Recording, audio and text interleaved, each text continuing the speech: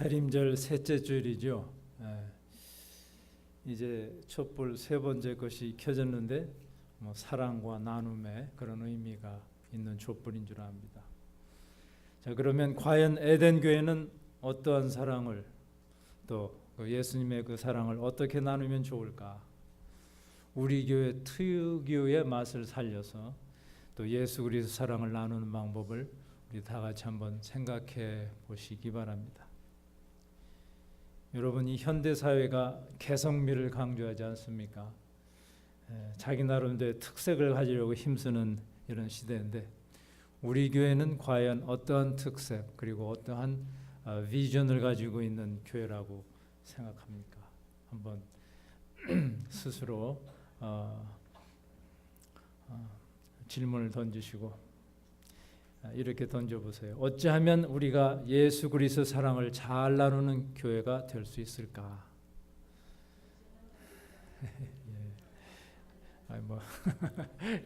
감사합니다. 이렇게 저는 감히 그 흩어지는 교회가 되어 보는 것이 어떨까 이렇게 제안해 봅니다. 오늘 본문에는 두 개의 교회가 소개되어 있죠. 예루살렘 교회와 안디옥 교회입니다. 그런데 이 두 교회는 그야말로 흩어지는 교회의 그 표본이라고 할 수 있습니다. 두 교회의 차이가 있다면은 예루살렘 교회는 스데반의 순교 사건 이후에 그 핍박으로 인해서 타의에 의해서 흩어진 교회라고 한다면은 이 안디옥 교회는 선교사를 파송함으로써 스스로 흩어지는 교회였다. 이렇게 말씀드릴 수 있습니다. 스데반 사건 이후에 이제 예루살렘 교회에 큰 핍박이 와가지고 신자들이 뿔뿔이 흩어졌습니다. 이때 그 중에 한 분이 있었죠. 빌립 집사가 이제 사마리아에 가서 전도를 하였고 오늘 본문 19절에 보니까 흩어진 자들이 베니게와 구브로와 안디옥까지 이르러 도를 전했다고 합니다. 그러니까 예루살렘 교회가 흩어져서 안디옥 교회를 탄생시킨 것입니다. 여러분 잘 아시죠? 오순절 강림, 성령 강림 사건 참 대단한 그 사건을 치른 후에 그때 예루살렘 교회가 설립되었죠. 그래가지고 이 교회는 한 마음과 한 뜻이 되어서 모든 물건까지 서로 네 것 내 것 없이 나누어 갖는 그런 생활을 하였습니다. 이 하나님의 은혜 속에서 이제 믿는 자들끼리 모여 지내면서 여기가 좋사오니 하는 식의 그런 신앙생활에 안주하였죠. 예루살렘 교회는 끼리끼리 재미있게 지내다가 온 족속을 제자 삼으라 하는 예수님의 그 말씀을 아마도 잊어버렸는지도 모릅니다. 그러기에 주님께서는 스데반 사건으로 시작된 이 핍박을 통해서 그 교회를 강제로 흩으신 것이 아니겠습니까? 스스로 흩어져서 복음을 전한 일에 게으름을 피우는 예루살렘 교회가 이제 유대교도들로부터 핍박을 받고 이제 흩어졌습니다. 이제 사방으로 흩어진 이 예루살렘 교회인데 이 예루살렘 교회를 쫓아버린 유대교인들은 가만히 따져보면 결과적으로 이적 행위를 하고 만 셈입니다. 왜냐하면 이 흩어진 자들이 예수 그리스도를 예루살렘의 문지방을 넘어서 이제 이방으로까지 전하게 되었기 때문입니다. 그래서 하나님이 하신 일은 참으로 신묘막측합니다. 이 디모데전서 4장 4절 한번 보시면은 하나님의 지으신 모든 것이 선함에 감사함으로 받으면 버릴 것이 없나니 그랬죠. 예수를 믿는다고 핍박했는데 결과적으로는 예수님의 이름이 더욱더 빛을 발하게 되고 알려지게 된 것을 보면 과연 하나님의 하시는 일에는 버릴 것이 없습니다. 이처럼 첫 번째 이방 교회인 안디옥 교회는 이 흩어진 자들에 의해서 세워졌습니다. 이 안디옥 교회는 후에 바나바와 사울과 같이 훌륭한 선교사를 파송해서 복음을 전파하는 데 큰 공헌을 한 교회지요. 여러분도 잘 아십니다. 사도 바울이 3번 전도 여행을 하였죠. 근데 가만히 보면 3번 다 출발지와 종착지가 안디옥입니다. 이처럼 안디옥 교회는 선교 센터의 역할을 충분히 잘 감당한 교회였습니다. 그러기에 안디옥 교회는 흩어지는 교회 비전을 갖는 자들에게 큰 모델이 되는 교회입니다. 자, 우리의 모델이 되는 안디옥 교회, 오늘 본문을 통해서 어떠한 교회인지 한번 살펴보길 바랍니다. 이 안디옥 교회의 특색을 한 4가지로 꼽아보죠. 첫째, 안디옥 교회는 전도하는 교회였습니다. 19절을 보니까 흩어진 자들이 베니게와 구브로와 안디옥까지 이르러 도를 유대인에게만 전했다고 합니다. 복음을 가지고 흩어졌지만 아직도 유대의 장벽을 넘지 못하고 있었습니다. 그런데 20절에 그 중에 구브로와 구레네 몇 사람이 안디옥에 이르러 헬라인에게도 말하여 주 예수를 전파하니 그랬죠. 우리는 구브로 그리고 구레네 몇 사람이 누구인지 모릅니다. 그러나 이름 없이 빛도 없이 복음 전파의 사명을 감당하였던 몇 안 되는 그들로 말미암아 이제 예수 그리스도가 드디어 이방인에게까지 전해지게 되었습니다. 여러분, 복음이 이방인에게 전달되는 것이 왜 그렇게 어려웠을까요? 예수 그리스도뿐만 아니라 할례도 받아야만 교인이 된다는 생각이 유대계 그리스도인들을 지배했기 때문입니다. 고정관념이죠. 그러나 고정관념에 사로잡히게 되면은 구태의연해지고 발전이 없지 않습니까? 그래서 우리에게는 인습타파의 정신이 꼭 필요합니다. 특히 PCUS의 교인이라면은 항상 개혁하라는 의지, 이것이 필요합니다. 교회 헌법에도 나와 있고 이게 칼빈의 그 개혁 정신이기도 하죠. 그 당시 많은 유대계 그리스도인들은 할례를 받는 게 당연하다, 이런 생각에 사로잡혀 있었음으로써 이제 복음의 전도가 유대인 밖으로 나가기가 어려웠습니다.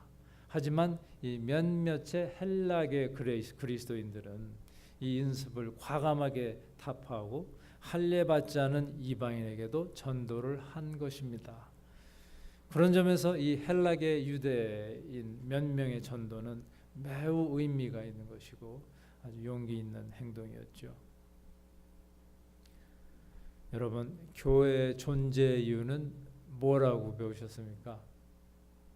교회의 존재 이유는 선교죠. 예수 그리스도를 전하는 것이고, 또 그러면 우리가 주 예수를 전하기 위해서 어떻게 해야 됩니까? 그것도 여러분 이미 답을 알고 계십니다. 주님의 제자가 되는 것입니다. 자, 그런데 여러분이 전도하시는 데 있어서 무엇이 걸림돌이 되고 있나요? 여러분이 예수님의 제자가 되는데 어떠한 장애물이 있습니까? 한번 점검을 해보시죠.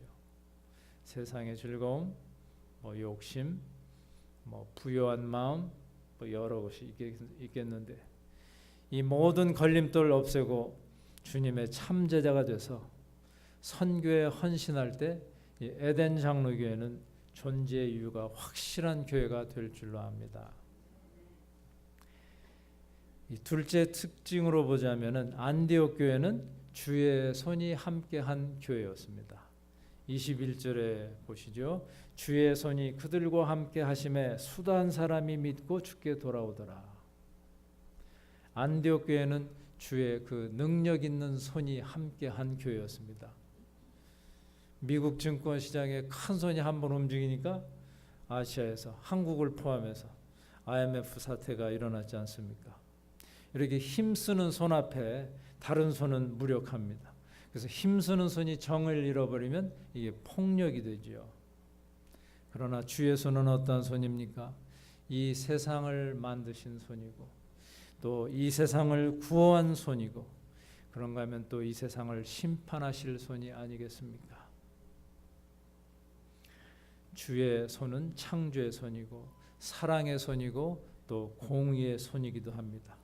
이러한 주의 손이 함께하니 뭐 든든히 서지 않을 수 있겠습니까? 여러분께서는 하루하루 이 하나님의 손길을 얼마나 느끼고 사시는지요? 나는 하루 24시간 나의 온 삶을 그 손길이 지배하십니다. 뭐 이렇게 답하실 분도 계시겠고, 손길이 느껴졌다 말다 합니다. 이게 솔직하게 또 혹은 안 느껴지는데요. 뭐 이런 답도 있겠지요. 여러분, 민수기 11장 23절을 한번 제가 읽어드리겠습니다. 여호와께서 모세에게 이르시되 여호와의 손이 짧아졌느냐? 내가 이제 내 말이 내게 응하는 여부를 보리라. 무슨 얘기냐면은 출애굽한 이제 그 이스라엘 백성이 광야길을 걷다 보니까 배가 고프지요. 칭얼대니까 하나님께서는 만나를 내려 주셨습니다. 그런데 얼마 안 가서 또 불평을 합니다. 만나가 실증이 났다는 겁니다. 뭐 저도 한번 경험해 본 얘기입니다만은 맛있는 음식인데 한 세 끼 네 끼 계속 똑같은 걸 먹으니까 못 먹겠어요. 전 그래서 이스라엘 백성을 탓하지만은 않습니다. 뭐 충분히 그럴 만합니다.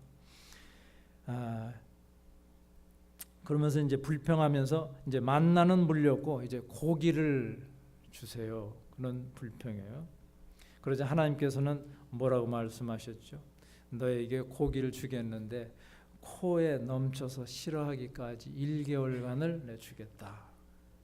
이렇게 말씀을 하셨는데 모세는 이 말씀이 이제 믿어지지가 않은 거죠. 이 많은 사람이 1개월간 먹으려면은 저 양떼와 소떼를 다 잡은들 족하겠습니까? 이렇게 반문했는데 이럴 때 하나님의 대답이 여호와의 손이 짧아졌느냐 이거였습니다. 우리는 곧잘 하나님의 능력을 망각합니다. 나의 좁은 소견으로 하나님을 보다가 의심을 하죠. 모세도 홍해를 갈랐던 이 하나님의 손을 잠깐 망각하고 의심한 것입니다. 뭐 오병이어의 사건에서도 마찬가지 빌립의 이야기가 나오지 않습니까? 각 사람으로 조금씩 받게 할지라도 200데나리온의 떡이 부족합니다. 그런데 어떻게 이 많은 무리를 먹이신다고 하십니까? 사랑하는 성도 여러분, 하나님의 손은 짧아지지 않습니다. 하나님의 능력은 고갈되는 적이 없습니다. 우리가 이 세상을 살다 보면은 낙심되는 일도 많죠. 또 실패할 때도 많습니다. 넘어지고 이러다 보면은 자신이 한없이 작아지는 느낌을 받습니다. 그래서 사람의 능력은 줄어들 수 있고 사람의 손은 짧아질 수 있지만 그러나 하나님의 손은 결코 짧아지지 않습니다. 이 안디옥 교회는 결코 짧아지지 않는 하나님의 손이 함께했습니다. 우리 교회도 이러한 주님의 손이 함께하면 얼마나 좋겠습니까? 그 능력의 손에 잡혀서 이제 우리도 하나님의 마음을 시원케 해드리는 그런 교회가 되기를 원합니다. 그래서 우리는 그 하나님의 손 안에서 자유하기를 원하고 하나님의 능력을 의심하지 않고 충성하는 교회가 되기를 기원합니다. 이 셋째 번 특징으로는 이 안디옥 교회는 소문난 교회였습니다. 22절에 있죠. 주의 손이 그들과 함께 하심에 수도한 사람이 믿고 주께 돌아오더라. 예루살렘 교회가 이 사람들의 소문을 듣고 바나바를 안디옥까지 보냈다. 이제 많은 사람들이 이 교회로 모여든다는 소문이 저 남쪽 예루살렘까지 들렸습니다. 그래서 이 예루살렘 교회는 그 소문이 사실인가 알아보기 위해서 바나바를 보냈습니다.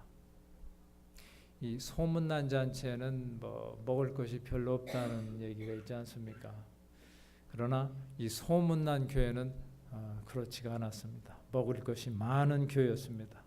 이 바나바가 안디옥에 가서 확인을 해보니까 소문 그대로 이방인들에게 그 구원의 역사가 막 일어나는 겁니다.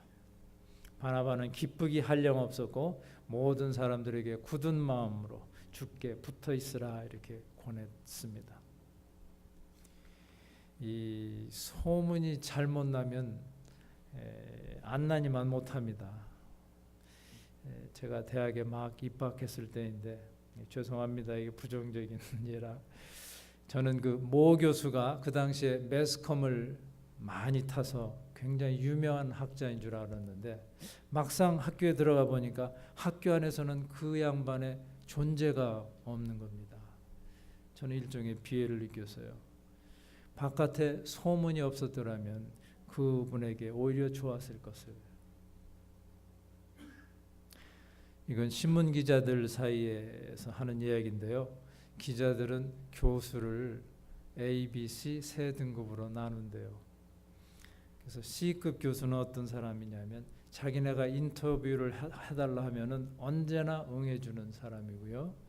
B급 교수는 인터뷰가 힘들긴 한데 뭐 불가능하지 않은 사람이. 그런데 A급 교수는 아무리 애를 써도 인터뷰에 응해주지 않는 사람이랍니다. 그러니까 C급 교수는 소문만 풍성한 사람이 될 수도 있겠지 않습니까? 우리 교회는 주 안에서 소문난 교회가 될 수 있도록 분발합시다. 헛된 소문이 아니라 진정한 제자로서 소문을 내는 그런 교회가 되십시다.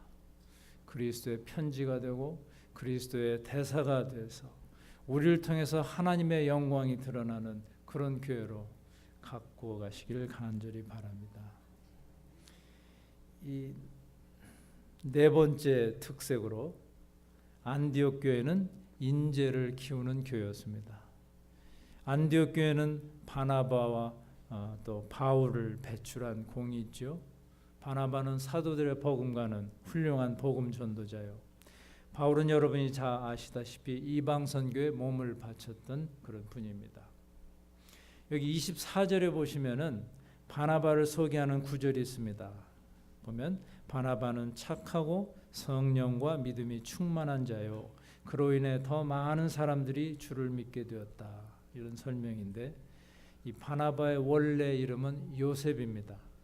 사도행전 앞에 그 4장 36절에 나오는데요. 바나바가 처음 소개되는데 거기에 보시면 구브로에서 난 레위족인이 있으니 이름은 요셉이라.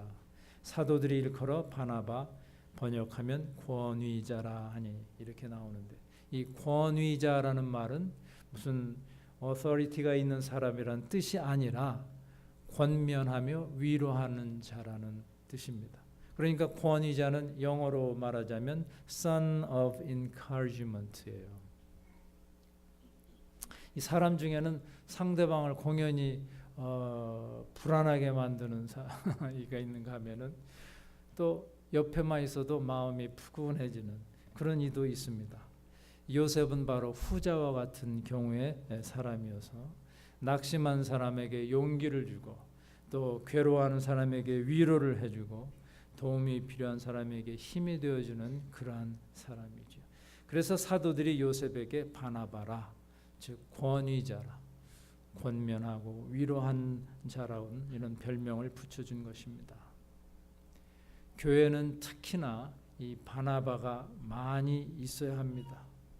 왜냐하면 교회는 이 세상에서 사탄이 가장 심하게 역사하는 곳이기 때문입니다.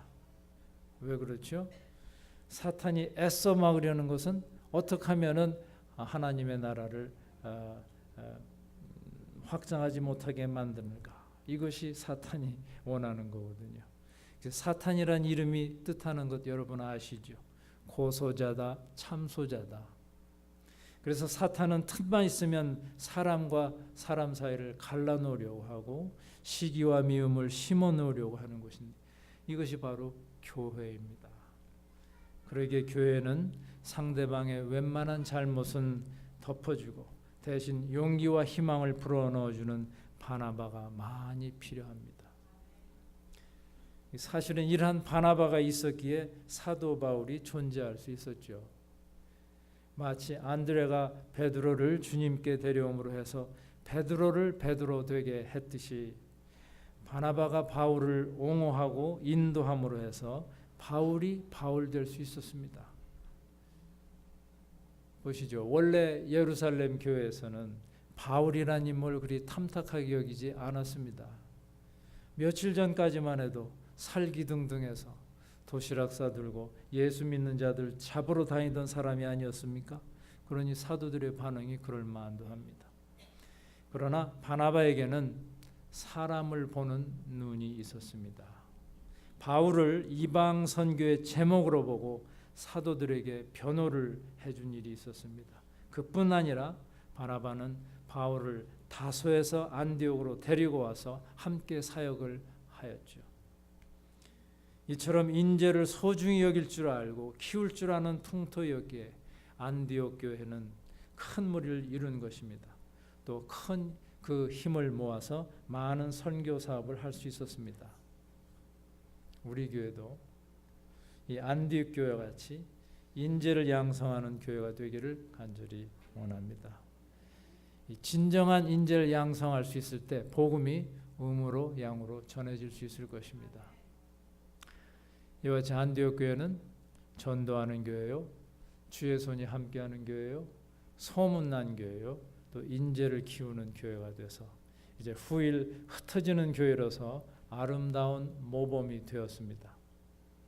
그래서 이곳의 신자들이 처음으로 크리스찬이라는 이름으로 불리게 되었습니다. 그리스도를 닮은 사람들, 이런 뜻이죠. 여러분, 이 안디옥 교회 같이 멋진 교회를 보니까 우리도 한번 그렇게 되고 싶은 소망이 안 드시는지요? 예수 그리스도를 한번 멋있게 묻고 싶은 생각이 안 드십니까? 이제 제가 서두에 여쭤보았던 질문을 다시 한번 해보겠습니다. 우리 교회가 흩어지는 교회가 되어서 예수 그리스도의 사랑을 나누어 보지 않으시렵니까? 그런데 이 흩어지는 교회가 된 이 안디옥 교회가 전도하는 교회, 또 주의 손이 함께하는 교회, 소문난 교회가 된 것은 결국은 인재를 키우는 교회였기에 가능한 것이 아닌가, 저는 이렇게 생각을 합니다. 우리가 인재를 키우기에 힘쓴다면 우리 교회도 저 안디옥 교회처럼 여러 좋은 특징을 갖는 교회로 발돋움할 수 있으리라고 확신합니다. 이제 우리 교회가 유학생 선교에 박차를 가하려고 합니다. 유학생을 대상으로 인재 양성에 힘쓰는 일은 우리 교회가 흩어지는 교회로 나아가는 지름길입니다. 왜냐하면 유학생들이 이곳에 와서 수학하던 중에 예수 그리스도를 믿게 되고 졸업 후에 각기 제 길로 가서 그곳서 예수 그리스도의 도를 전하게 된다면 이것은 결국 제 발로 왔다가 제 발로 파송되는 선교사이기 때문입니다. 유학생들은 앞으로 각계에서 또 지도자가 될 인물들에게 더욱더 효과적인 선교사가 아닐 수 없습니다. 죄송합니다만 제 경험담을 조금 나누어 볼까 합니다. 저는 1990년대 유니버시티 오브 알라바마가 있는 그 타스칼루사 알라바마에서 목회를 하였습니다. 교인 중 80% 이상이 학생, 교수 그리고 그 가족들이었습니다. 그러니 그야말로 그 캠퍼스 타운의 그런 교회지요. 부임해가지고 첫 해 연말에 계산해 보니까 교인 수가 3분의 1이 줄었습니다. 졸업하고 떠난 거예요. 이거 참 한 2년 오면 교회 문을 닫겠구나 이렇게 쓰린 마음을 다스리고 말았는데, 그러나 주님께서는 그 자리를 또 메꿔주시고 그러셨습니다. 제가 이 말씀을 드린 이유는 교인들이 왔다가 떠나는 그 빨리빨리 반복하는 순환 구조라는 의미요. 이것은 흩어진 교회의 좋은 그런 그 예라는 뜻입니다. 그 당시엔 그곳에 그 변변한 커뮤니티, 코리안 커뮤니티 센터가 없었습니다. 그래서 제가 섬기는 교회가 자연히 뭐 한인회요, 또 학생회 역할을 담당했죠. 뭐 지금에야 한국에서 가던 유학생들도 뭐 어려운 게 별로 없는지 현지 적응을 빨리빨리 하는 것 같이 느껴집니다. 그러나 그 당시엔 사정이 그렇지 못했죠. 그래서 교회가 외로운 자들에게 다가가는데 지금보다 더 용이했던 것도 사실입니다. 그래서 교회에 김밥 먹으러 왔다 예수님을 알게 되었다 이렇게 간증하는 학생교인도 있었습니다. 이제 교회를 중심으로 학생들이 모이다 보니까 이제 거기서 교제도 하고 그들끼리 부부의 연을 맺는 경우도 여럿 있었습니다. 저는 그곳에서 목회하던 중에 이런 분들의 결혼을 주례하고 또 그들의 2세들에게 유아세를 베풀던 그 일들이 가장 기뻤습니다. 또 한 가지 기뻤던 것은 이제 이분들이 졸업을 하고 각기 제 길을 떠날 때였죠. 왜 헤어지는데 섭섭함이 없겠습니까? 그러나 이분들이 이제 각기 자기 분야에서 지도자가 되어가지고 음으로 양으로 예수님을 전하는 선교사가 될 것이 아닌가 하는 생각에 기쁨이 더 컸던 것입니다. 이 학원 목회는 어찌 보면은 밑빠진 독에 물 붓기식입니다. 물질적으로 도와야 되고요, 시간을 내서 놀아주기도 하고 그래야 됩니다. 그저 내 것을 계속 퍼주는 그런 식입니다. 이제 목회가 이렇듯 학생 위주로 이루어지다 보니까 때로는 붙박이 교인들요, 현지 주민 그 교인들에서 불평할 적도 있었습니다. 날마다 학생들에게 봉사만 하는 우리는 뭐냐 이거죠. 왜 그것도 일리가 있어요. 그러나 인재를 양성하여 그들이 수고한 것보다 더 큰 것을 얻었던 안디옥 교회를 바라보면서 위로를 받기도 했고요. 또 실제로 그 받기만 하는 사회는 고기가 없지만 퍼주기만 하는 갈릴리 호수엔 고기가 많은 것 같이 자신들의 신앙에 그런 생명력이 부어넣어지는 것도 체험하였습니다. 우리 에덴 교회는 이 유학생 선교를 하기에 아주 좋은 환경이라고 아까 인 목사님도 말씀하셨죠. 인근에 유니버시티 오브 하와이가 있죠. 또 카피올라니 커뮤니티 컬리지도 있습니다. 한국에서 많은 유학생들이 왔다 가곤 할 것입니다. 이 훌륭한 어장에서 고기를 잡는 어부들이 다 되어보지 않겠습니까? 그리고 잡은 고기들이 예수 그리스도로 말미암아 삶이 변하고 더 나아가서 이제 다른 고기를 잡는 선교사가 되는데 힘을 써봅시다. 흩어지는 교회가 되기 위한 수고와 노력이 우리 교회를 저 안디옥 교회처럼 주님께서 칭찬하시는 교회로 만들어 줄 것입니다. 아무쪼록 우리에게 비전을 제시하는 안디옥 교회를 늘 생각하시면서 그와 같이 능력 있는 교회가 되기를 사모합시다. 공부하고 귀국하시는 분들은 선교사로서 사명을 다하고 이곳에 남아 계시는 분들은 선교사를 지원하는 부대로서 역할을 다하는 교회가 될 때 우리도 언젠가는 하와이의 안디옥 교회라는 칭송을 들을 수 있지 않겠습니까? 그럴 때까지 주 안에서 더욱 힘쓰는 여러분이 되시기를 간절히 기원합니다. 기도드리겠습니다.